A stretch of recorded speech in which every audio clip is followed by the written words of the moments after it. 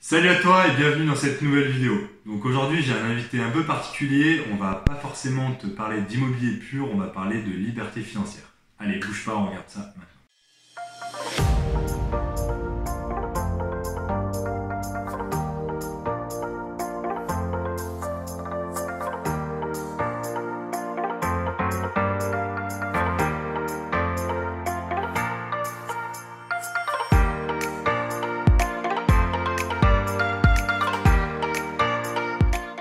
Investisseur, c'est un plaisir de te retrouver dans cette nouvelle vidéo. Donc aujourd'hui je vais te faire une petite interview avec mon ami Joris. Salut Joris, ça va? Salut Rémi. Donc il va se présenter par la suite, comme je te disais en intro, on va surtout parler en fait de liberté financière et d'indépendance financière en général. On va faire un petit passage par l'immobilier, mais voilà. Joris c'est quelqu'un que j'apprécie beaucoup. On partage, on va dire, vraiment les mêmes valeurs en termes de liberté financière. Et je voudrais un peu qu'il t'explique son parcours, qu'il te dise un peu comment il est arrivé à cette liberté financière et quel pilier il a utilisé. Joris, je te laisse la main, je te laisse te présenter rapidement. Dis-nous qui tu es, d'où tu viens, qu'est-ce que tu fais. Alors, je m'appelle Joris. Sur Instagram, j'ai le compte Entrepreneur Nomade. Et en fait, au jour où on tourne la vidéo, j'ai 32 ans. Et ça va faire une dizaine de mois, je crois que j'ai à peu près que j'ai quitté complètement mon travail. Je suis plus salarié, je travaille plus pour quelqu'un d'autre. Et on va dire que ça va faire 4 ans que j'ai commencé à m'intéresser vraiment à l'indépendance financière, Okay. en commençant d'abord en m'intéressant vraiment à l'immobilier. D'accord. Donc là, en fait, tu as vraiment atteint ta liberté financière. On peut dire que tu es libre financièrement. Ouais. Ok. Ouais.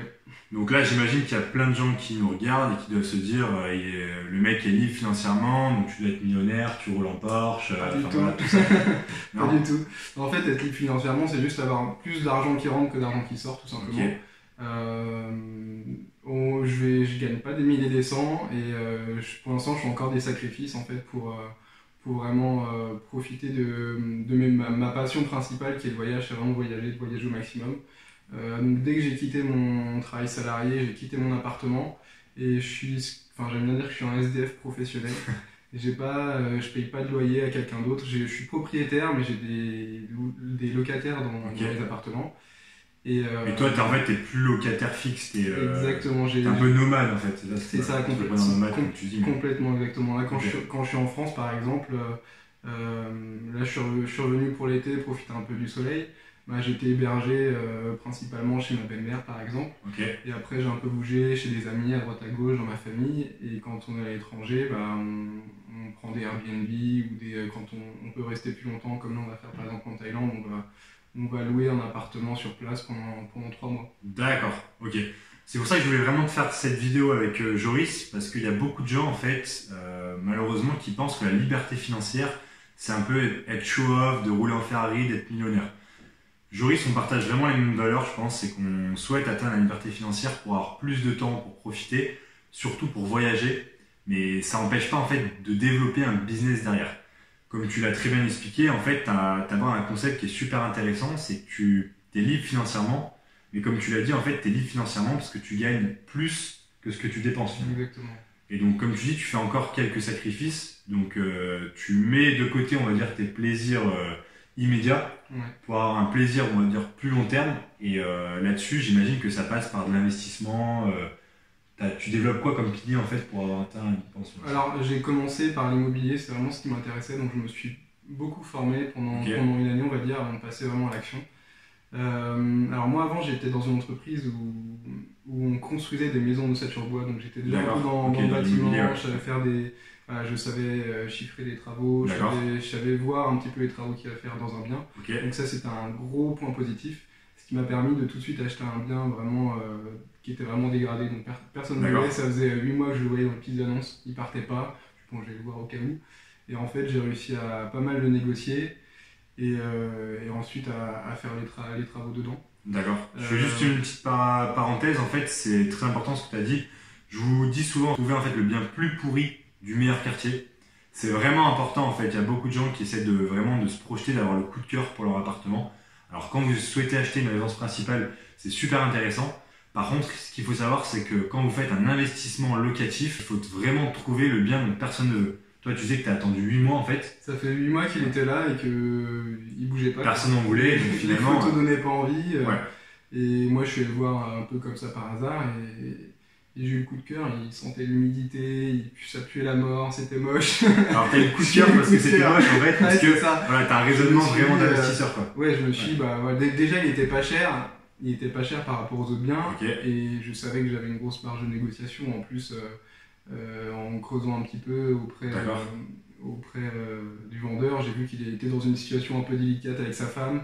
Il y avait des tensions et qu'il voulait vraiment s'en débarrasser. Donc tu as posé vraiment en fait les questions pour comprendre pourquoi la personne souhaitait vendre le bien et s'il était disposé, si c'était un bon vendeur finalement. C'est ça, ouais. C'était pas juste un bon appartement, c'est surtout trouver le bon vendeur. Et c'était un bon vendeur en plus. D'accord. Donc j'ai acheté ce premier bien, en gros, si tu veux, un petit peu pour faire les maths. C'était mon premier coup, donc j'y suis allé un peu trop mollement, je pense. Ouais. Il était affiché à 97 000, donc c'est un studio de 27 mètres carrés en région parisienne. Affiché à 97 000. D'où les prix assez cohérents. J'ai fait une première offre à 87 000 en sachant que j'avais 10 000 € de travaux dessus pour remettre vraiment à neuf.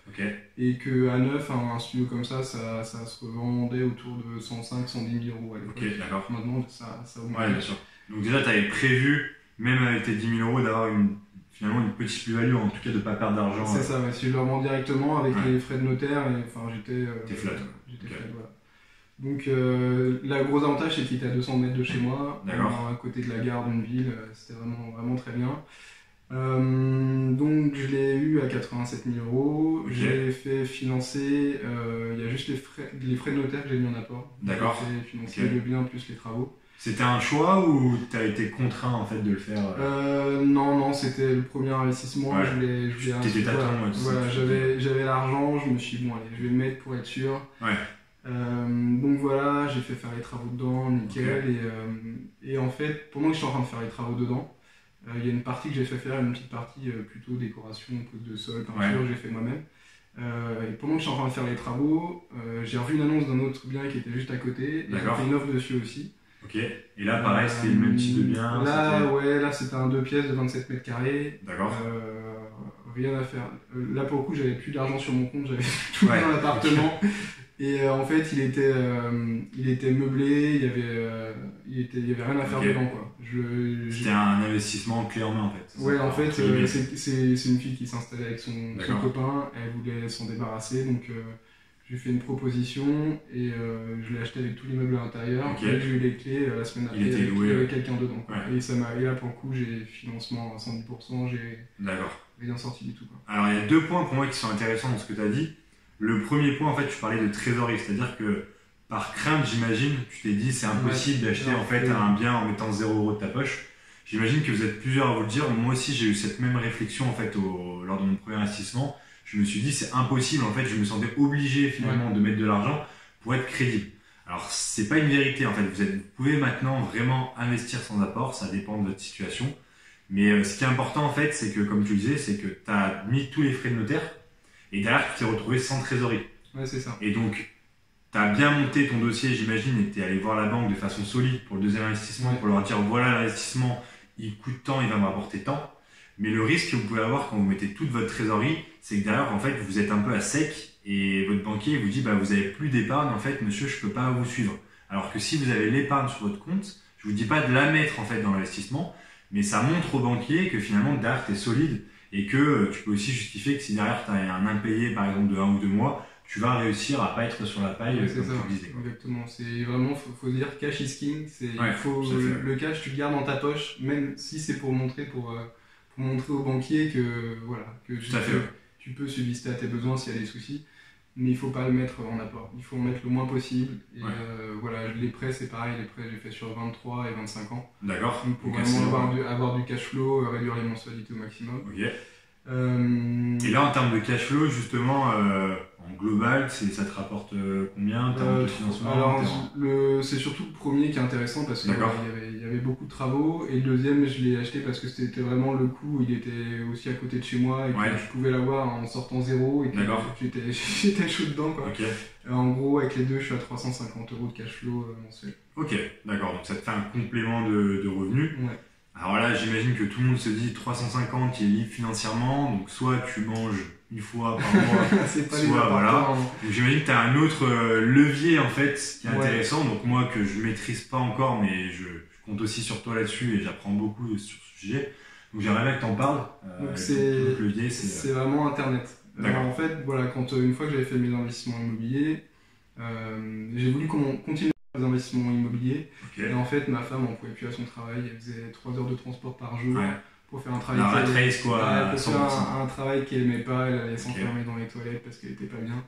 Et voilà, moi je me formais déjà depuis 6-7 mois sur le pilier vraiment Internet. D'accord. Et on a eu une idée ensemble de développer quelque chose et elle a quitté son travail.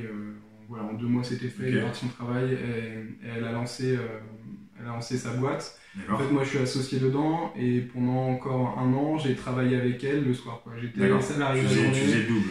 Et même pendant la journée j'étais au bureau mais je travaillais aussi un peu avec elle. Et le soir, j'entrais et je travaillais pendant 4-5 heures avec elle aussi. Et donc maintenant, tu es à 100% en fait sur ce travail-là. Vraiment sur Internet. En fait, on aurait vraiment aimé continuer à investir dans l'immobilier. D'ailleurs, on a essayé juste avant qu'elle quitte son travail, on a essayé de racheter une maison en fait avec un appartement qui était collé, qu'on pouvait louer. Et ça aurait été c'était un bon investissement aussi. Et finalement, au moment de la signature, on s'est rendu compte que le studio qui était à côté n'était pas déclaré en fait. C'était un garage, ils avaient fait travaux dedans sans déclarer et donc on a fait stop, on arrête tout. Donc on n'a pas pu l'avantage c'est que tu as réussi à ressortir, on va dire, sans dépenser d'argent de cette vente qui t'aurait mis, on va dire, vraiment dans l'embarras par la suite. Ça a juste fait perdre beaucoup de temps et ça a pris beaucoup d'espace mental pendant 2 mois. Et on est passé à autre chose rapidement.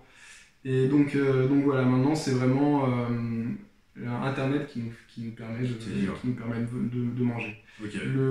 C'est pas aussi passif que l'immobilier. C'est le souci, c'est que l'immobilier, tu fais ton coup, tu as travaillé pendant 2 mois, 2-3 mois. Et après, tous les mois, jusqu'à la fin de tes jours, si tu veux, tu vas continuer à encaisser les loyers. En fait, ta vie, c'est ça qui est intéressant. T'as vraiment pas beaucoup de travail à faire dessus. Par contre, Internet, c'est un travail de tous les jours, de quasiment toutes les heures. C'est le gros avantage d'Internet, c'est que tu n'as pas besoin de travailler 2 fois plus pour gagner 2 fois plus. Tu peux travailler pareil, juste optimiser des petits trucs à droite à gauche et faire x10 dans le mois. Ok, d'accord. Tu as vraiment un effet de levier qui est décuplé par rapport à l'effet de levier que tu as dans l'immobilier. Exactement. Et est-ce que tu envisages maintenant de réinvestir dans l'immobilier ou tu te concentres vraiment à 100% c'est vraiment le but en commençant sur Internet, c'est d'utiliser en fait les bénéfices des sociétés pour réinvestir dans l'immobilier. Ok, d'accord. Écoutez, voilà, j'espère que cette vidéo vous a plu. Il y a 2 sujets que je voudrais que vous reteniez. Alors le premier point, c'est qu'en fait la liberté financière, ça veut simplement dire en fait que vous gagnez plus d'argent que ce que vous dépensez. Donc il y a des gens qui sont libres financièrement à 1000 €, 1500, 2000. Il y a des gens qui sont libres financièrement à 20 000 €. Et il y a des gens qui ne seront jamais libres financièrement, même s'ils gagnent 10 000 € par mois, parce qu'ils dépensent énormément. Donc enlevez-vous en fait vraiment de la tête que la liberté financière, c'est un monde de show-off, de business à 1 million d'euros, que tout le monde roule en Ferrari. Il y en a qui font ça. Personnellement, moi, c'est pas mes valeurs. Je sais que Joris, c'est pas tes valeurs. On le fait, voilà, c'est pour ça que j'aime bien cette vidéo, c'est qu'on le fait vraiment pour pouvoir voyager, continuer à développer notre business à l'étranger, voyager finalement en tant que nomade et travailler où tu veux, quand tu veux. Et le deuxième point, c'est qu'en fait, l'immobilier, donc toi, ça a été un pilier qui t'a permis de te lancer en fait dans cette phase vers l'investissement, vers la liberté financière. Et maintenant, en fait, tu fais un gros focus sur le business en ligne, avec à terme un but, c'est que d'utiliser, j'imagine, ce cash, comme tu disais, cash is king, d'utiliser ce cash pour investir dans l'immobilier. Voilà, futur investisseur, j'espère que cette vidéo t'a plu. On a essayé de parler d'immobilier, mais aussi de liberté financière et aussi un peu de voyage. Écoute, Joris, si les investisseurs veulent te retrouver, où est-ce qu'ils peuvent te retrouver finalement? Alors j'ai créé un blog entrepreneurnomade.com et sur mon compte Insta entrepreneurnomade. Voilà, donc je vous mettrai tous les liens dans le descriptif en dessous. Comme vous le savez, moi aussi je prépare un tour du monde, plutôt un tour d'Asie du Sud-Est l'année prochaine, donc avec ma chérie. On va peut-être se croiser avec Joris en Thaïlande, donc si jamais on se recroise à nouveau, on fera pas une vidéo à Paris, mais une vidéo en Thaïlande un peu plus ensoleillée. Au bord de la plage. Voilà, ce sera beaucoup plus intéressant et puis on fera un remake de 6 mois en arrière, de vous dire voilà, on a tourné cette vidéo à cet instant T, voilà où on était, et 6 mois plus tard, voilà où on en est. En tout cas, j'espère que cette vidéo t'a plu. Comme d'habitude, n'hésite pas à t'abonner à ma chaîne YouTube ou à me suivre sur Instagram. N'hésite pas à mettre un petit pouce bleu dans la vidéo, ça me motivera à continuer à te faire des vidéos. N'hésite pas aussi à me dire si ce système d'interview avec des gens qui font pas forcément que de l'immobilier t'intéresse. Voilà, ça continuera à me motiver à tourner ces vidéos. En tout cas, futur investisseur, je te dis à bientôt.